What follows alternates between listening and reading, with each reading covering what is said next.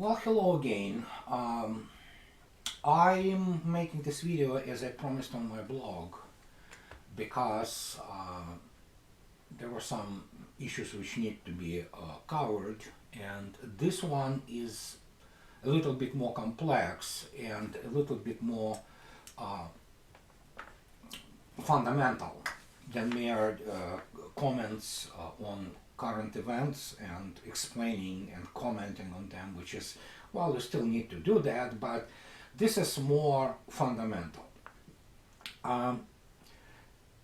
Just a few days ago, when browsing Russian news agency RIA, which is semi-official Russian news agency and very respectable, I encountered what many staff writers, staff journalists, people who are not really reporters, people who make their careers just sitting in the office and browsing internet. RIA pulled up about 11 months old piece by one of the American senior officers regarding the way of fighting the Russians.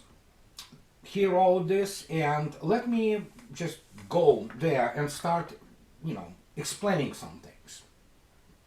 Let me open this website. So, it was published on the website of Association of the United States Army by what's his name? He's a colonel.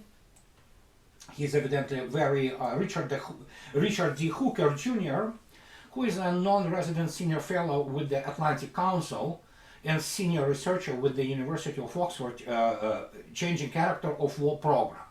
Well, Atlantic Council is already a red flag immediately because this is a neocon globalist organization, and so they obviously try to recruit as many as possible, so to speak, experts.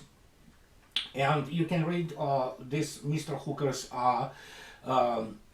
biography, and sounds like career army officer. His military service included combat tours in Grenada, Somalia, Kosovo, Iraq, and Afghanistan, including command of a parachute brigade in Baghdad. So yeah, it's all fine and dandy, but obviously this article about how to fight the Russians, which he published at the Association of the United States Army, has a little bit of flavor to it now that we saw basically pretty disgraceful, let's call things their own names, departure of the American troops from their Afghanistan. And we saw everything, there's no need to comment on that, but I want to put some things in perspective here. Hooker writes about some really interesting things. Tactical commanders today lead soldiers in an army that is refocusing on high-intensity major theater war and great power competition. The Russian Federation is the most dangerous opponent. Though a far cry from the Red Army of the Cold War, today Russian military is a formidable opponent that deserves respect. It is combat-hardened, well-equipped, and offensively minded. As professional leader of combat troops, commanders must study this opponent and prepare accordingly for a difficult but winnable fight. Well, the first red flag here is the fact that this colonel, who obviously had a lot of, experience fighting the second-rate or third-rate powers, is that he's saying that it's a shadow of the former Red Army. And I have to say immediately, this is a red flag. This is immediately have to put in question everything what he's trying to convey to whoever he writes it, whoever it addressed to. It's the fact that without further ado, I will just say that modern Russian army today on order of magnitude more powerful than the Red or Soviet army was. I'm not talking about the last years of the existence of the Soviet army, but I, unlike this colonel, happen to know also some problems with the Soviet armed forces, and there were some of them which were really serious. But the point is that evidently Colonel misses the most important fact here. Soviet army was basically based around the fundamental concept of the war in Europe, and that was using an overwhelming force and overwhelming numbers and really good technology. There was, even in Soviet army, there was still a lot of good advanced technology, is to drive basically NATO troops into the La Manche, into the English Channel. Russian army has no such task and is designed for the defense of the motherland, namely Russian Federation and its immediate geographic vicinity. But here's the issue. Obviously, the fact that we live in 2021, not in 1981, somehow went missing on this senior officer in Atlantic Council for all his combat experience of shooting Mujahideen or fighting Cuban students in Grenada, and that's the fact that Russia is not pursuing any kind of offensive operations in Europe. Russia certainly, and Russian armed forces are certainly capable to overcome any kind of the NATO resistance in terms of whatever the obsession of the modern NATO leaders, Suwalki Gap, if she will need to link up with the Kaliningrad region, Kaliningrad Oblast, where Russia still have a lot of forces. But other than that, I mean, Russians do not really care what is going on in Europe, Eastern or Western for that matter, as long as it's not a danger to Russia. And in this particular case, Colonel Hooker, he is kind of missing the point that Russians are fighting, and even when they are in Berlin or Paris, they're still fighting for their motherland. I don't know any officer or American serviceman who ever fought in defense of America proper. I never heard of any officer or any American serviceman dying in defense of Boston or dying at the defense lines in Cleveland against whoever is going to attack United States proper. I don't know. So, and here's the issue. The main thing in the modern war today, and it's been known for a while, obviously, and even in 70s, and I wrote extensively on the issue of the revolutions in military affairs in phases, which, by the way, Soviet military theoreticians basically singled out, and which are used today by many American officers and American military thinkers. It's the fact that it was always about what is today known as C4ISR. It was initially C2, then it was C3, then and eventually this whole set of abbreviations, expanded, and it is now C4ISR, which is Command, Control, Communications, Computers, and Intelligence, Surveillance, and Reconnaissance. And here's the thing. Russian modern army, modern armed forces, apart from the fact that these are the only forces, as they were for the last 70 years, capable of basically wiping the United States and Western Europe off the face of the earth, but we don't want to go to this scenario, but it's the only country which can do that. And I mean, to the point that there will be, in Western Europe, there will be nothing left. It's the only armed forces which rival the United States Army, which is still respectable army, and despite the fact that it's honestly its military history is not that impressive, no matter how we try to bypass this issue, but it's impressive army. Yes, it's combat capable. It's definitely good army. But Russians rival United States Army not just in some weapons. Some of the Russian weapons the United States Army simply doesn't have, but it's the issue of the military organization and this proverbial C4ISR.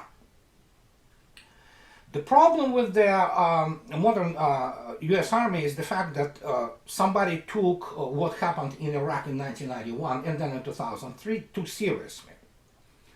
And again, I'm using this horrendous term, I hate it because it was invented by Wall Street and financial people.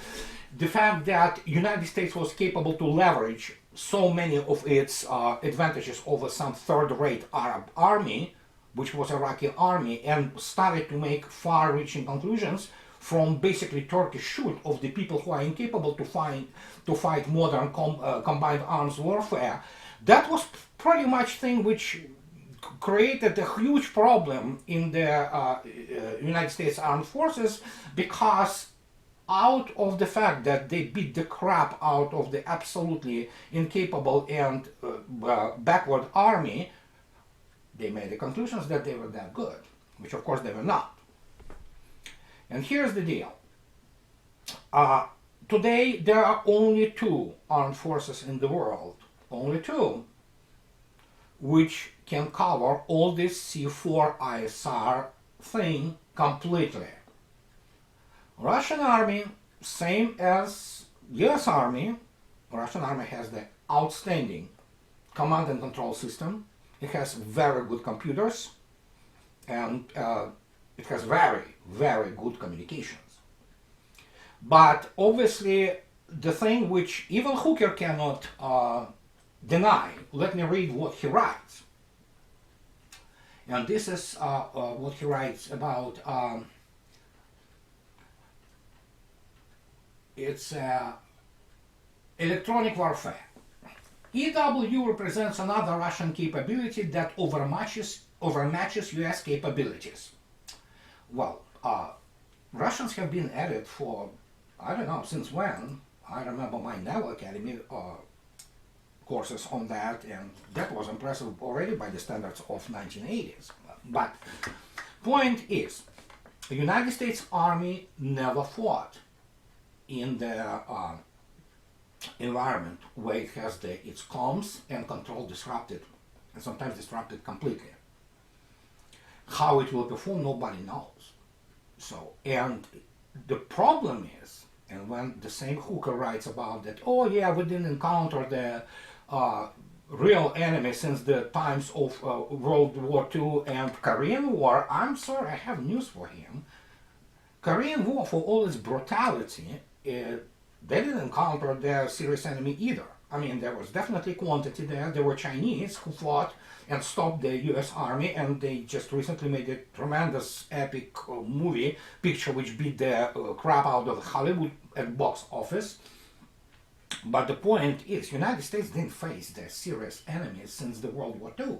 And even in the closing year of the World War II, including this huge situation with the Ardennes, which is known as Battle of the Bulge, United States Army was basically fighting the shadow of former Wehrmacht and SS divisions. They were under strengths, they were under-equipped, they didn't have enough fuel, and most importantly, the moment weather cleared up, well, United States Air Force was there, and Allied Air Force was there in force, and whatever was left of the Luftwaffe, which was dying mostly on the Eastern Front at that time anyway, so they had a field day. It in no way takes anything away from the heroism and dedication of the Allied troops. But the point is that United States never fought the war in which it was weaker side. Now, here comes the issue. Russians will be fighting under any circumstances, especially in Eastern Europe, basically for their motherland. Russians are not interested of running towards Berlin or liberating quote-unquote Paris. Nobody needs in Russia those guys, because once you liberated them, quote-unquote, or destroyed the NATO troops, you have to take those people on your balance, and you have to feed them, you have to organize them, and spend your Russia's precious resources, military, economic, whatever you call it, to maintaining law and order in those countries. modern Russia doesn't care about it. As long as they pay for the contracts on the gas and finished goods, who cares? Let them do whatever they want to do, as long as they pay. They could call Russians, I don't know, devil incarnate. It doesn't really matter. Just pay your bills, fine. There is no attraction to Russians anymore in the Western Europe. And in fact, evidently Mr. Hooker doesn't even understand the level of contempt and sometimes hatred Russians experience towards the Western world combined. It's definitely very different from what it was in the 70s and 80s, when there was a degree of the huge curiosity and desire to know more about the world. Plus, yes, it looked like the consumer paradise and there were freedoms. My gosh. Today, this is absolutely different. And that's what Hooker doesn't understand. And in this particular case, returning to our goats, so to speak, C4ISR, the only thing which rivals the United States in this field, field are Russians. And in some of it, they are better, like electronic warfare, for example, which is capable to completely disrupt the command and control situation process in the United States Army or United States Armed Forces. But of course, he doesn't stop, Mr. Hooker doesn't stop on describing some Russian advantages, and he goes further. He stresses the issue of artillery. Well, in Russia, artillery is called the god of war. But what is not understood also is that it's not anymore just what is, classic artillery which shoots shells, although many of those shells nowadays are laser guided and basically not, in effect, smart munitions. Russia fields an unrivaled line of the multiple missile launchers, and they also belong to what is called the jet or reactive artillery, and those are absolutely one of the trump cards on the modern battlefield. But here is, again, we're going back to C4ISR. Russians obviously understand and appreciate their tactical acumen on the tactical level, which is the level of the squad, level of the platoon, company, battalion, and brigade. That's tactical level. But Colonel Hooker forgets that Russian doctrine, what he calls offensive, which is not really offensive. I mean, Russian doctrine is defensive, but combat doctrine. The combat doctrine of Russians is very simple. Annihilate the enemy. Plain and simple.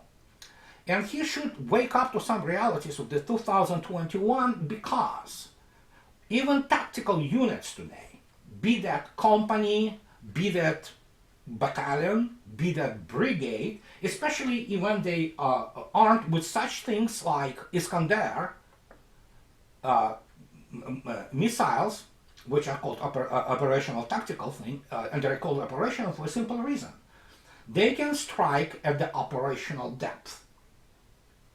Any lesson which anybody today tries to draw from World War II or from Vietnam or whatever, they have to understand that unlike it was even in Iraq, which was shooting those scouts who knows where, and yeah, these are old, obsolete missiles, the modern missiles are all smart standoff munitions, which are capable of striking and sustaining those strikes into the operational depth, which by Russian doctrine is defined within 700 kilometers, around that. So you cannot find any kind of lesson or analogy of that in some kind of World War II or Vietnam War combat lessons. There's nothing comparable. Most importantly, it's not single salvo. The salvos will follow one after another. And here's the issue, which apart from the fact that we can expect and not can expect, that's what's going to happen. The command and control and C4ISR will be disrupted. and dramatically disruptive for the US Army, it's the fact which Hooker has to really think about. No American soldier or serviceman fought in modern times under what is defined as the fire impact. The idea of any kind of warfare is provide the fire impact against the enemy targets. First, United States never experienced the deep strikes into its rear, into the preposition areas, and into the headquarters. So, what will be the reaction of any American serviceman who is under the sustained fire impact, let's say from Iskanders or salvo of X-101s, or which goes already beyond the operational depth, it goes into the strategic depth, and nobody knows. They never experienced it. Hooker didn't experience it. Well, I understand that some Mujahideen in Afghanistan or in Iraq, they could have run with the RPG, they can shoot at it, and they can kill you. That's definitely one thing. But when you think about that, what 20 Iskanders can do in the, in the area of, let's say, several football fields where you have probably that was part of the battalion or brigade tactical group predisposed or prepositioned, make conclusions yourself. I already quoted this not only Colonel McGregor and in his wonderful article in Time magazine about the Marine Corps, where he estimates in the first 3 months the losses of American Army being within 120,000 people. Colonel Wilkerson goes even further. He says that within the first week we're gonna lose, United States Army gonna lose something on the order of 40,000 people. So yeah, that's the level. I mean, just to give you some understanding, in 10 years in Vietnam, the United States lost 56,000 people. In 3 years in Korea, what would be considered the high-intensity conflict for the United States lost around 50,000 people. So now think about it, what it means to lose 50,000 people in the first week of combat. And that's the question which Colonel Hooker should be explaining to people in Atlantic Council and giving them, obviously, considering the fact most of them are people with the humanities education who saw war only in the Hollywood movies, but he has to explain to them the what effect of the fire impact. Moreover, there are serious obviously he writes about United States Air Force, and again, you can go and look up his article. Again, United States Air Force never fought against, not even in Vietnam, although in Vietnam it lost 10,000 aircraft.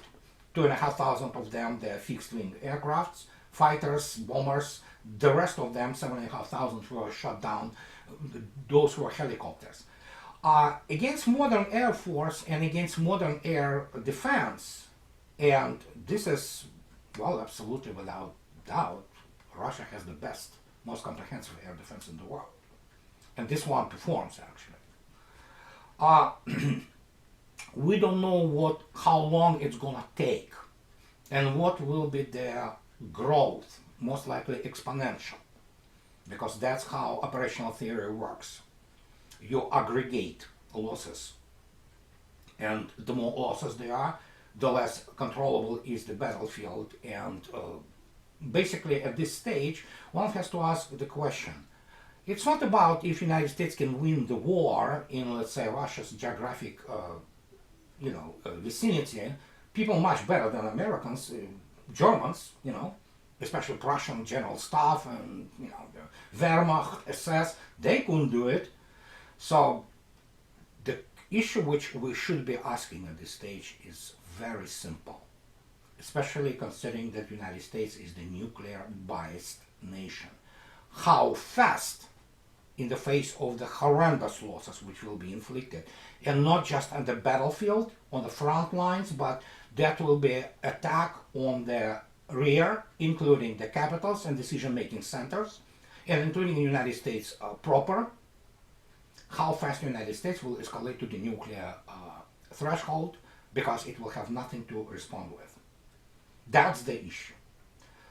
Colonel Hooker, of course, can write, and he uses the even fictional type things about generals speaking to his soldiers. I don't think so he ever encountered something like battalion dying within the hour, just being completely destroyed. This is beyond the grasp and beyond the experience of the American armed forces. And in this particular case, the issue here is that United States is extremely nuclear oriented. The reason it is extremely nuclear oriented because obviously normal people who understand what is going on and honest military leaders in the United States who can really calculate and who understand how operations are planned and what goals, what mathematics and what probabilities are going into, they know they will have to respond at some point of time with the nuclear. Because as Elmer Zumwalt, at that time being chief of naval operations of the US Navy, early 1970s, he was contemplating what would happen if the United States Navy lost a single nuclear-powered aircraft carrier.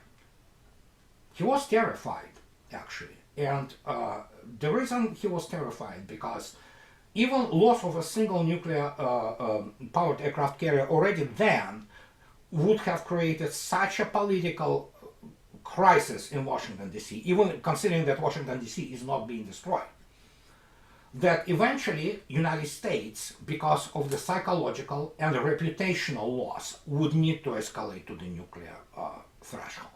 Now, again, think about what happens if the United States, granted it will be allowed to move and preposition that number of troops without losing it through the voyage over the Atlantic and the convoys. What happens if United States loses a division-sized force within a week? And I'm talking about KIAs mostly, not wounded. We're speaking about horrendous casualties. Well, I don't think so Colonel Hooker can answer this question. I can, because I studied Soviet Union. I'm Russian with a degree, and military one, advanced military degree. So, and that's the fear Russians experience when talking to the United States, because they know how weak actually the United States today is. And the question is not that United States basically ran from Afghanistan. I wrote already a number of times, I will put Western soldier, especially American soldier, above any other soldier in the world, because it's a good soldier. It's a really good soldier. Well trained, and especially, have a good willpower, have a good stamina and all that. But in the end, it's not just soldier who fights, it's the organization and the force. And in terms of the force, I have huge doubts about what is going on. Now that we're looking at a completely new paradigm in terms of both combined arms warfare and in terms of the naval warfare. And if we do not talk about it, well, I'm sorry, as General Latif, his PhD in physics, 20 years in DARPA, he's very explicit in his book about future war. Everything what the United States public and American political class know about war, and I quote, they know it from the entertainment. And obviously Colonel Hooker's, those, and I understand he's going through the midlife crisis of the military man. I went through it when the Soviet Union collapsed. They should understand that if they really want to fight real war, they will be defeated, and in fact they will be obliterated with brutality they never encountered before. And that's the real truth behind that. And we need to understand that there is no alternative to some kind of the settlement geopolitically and some kind of, if not cooperation, at least talking to each other. And that is why I'm on record that I feel much more comfortable than when I know that Russian and American military professionals, high level of the chairman of the Joint Chiefs of Staff and Russia's chief of the general staff talk to each other, because I know it is professionals talking there. And at this particular case, whenever Gerasimov or even Milley, who is obviously having a very bad rap about him recently, when they speak to each other, especially behind a closed door for several hours, good, let them talk. They know what they're talking about. They both and their delegations, they know the numbers, they know all those important operational coefficients, they know all those omegas, mathematical expectations, probabilities to speak that, you know what, you need to deconflict. Russia wants to deconflict.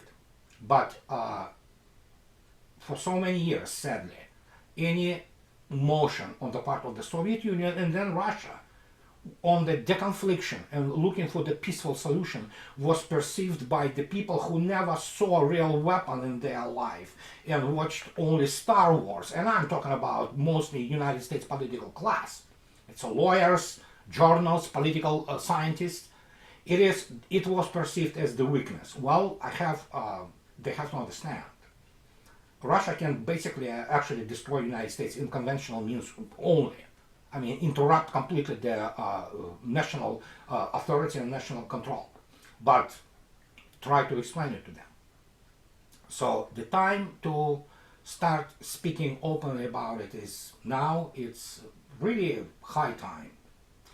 And that's what I'm trying to do. And I read Hooker's article. It's just, some of it is just plain simple Tom Clancy-ish baloney.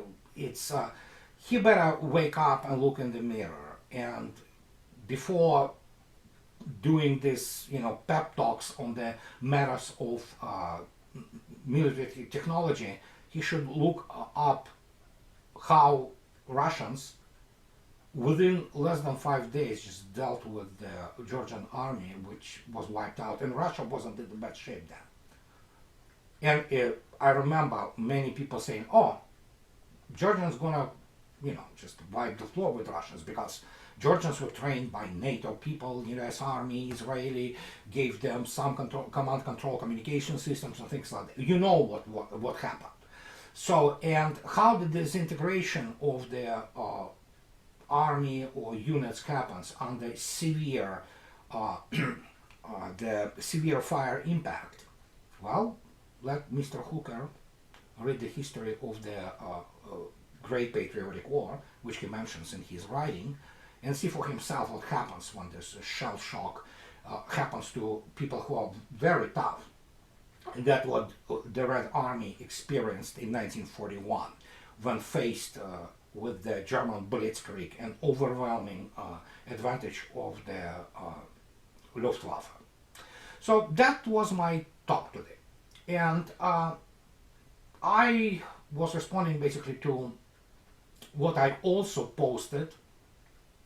And these are visuals of the Zapad 2021.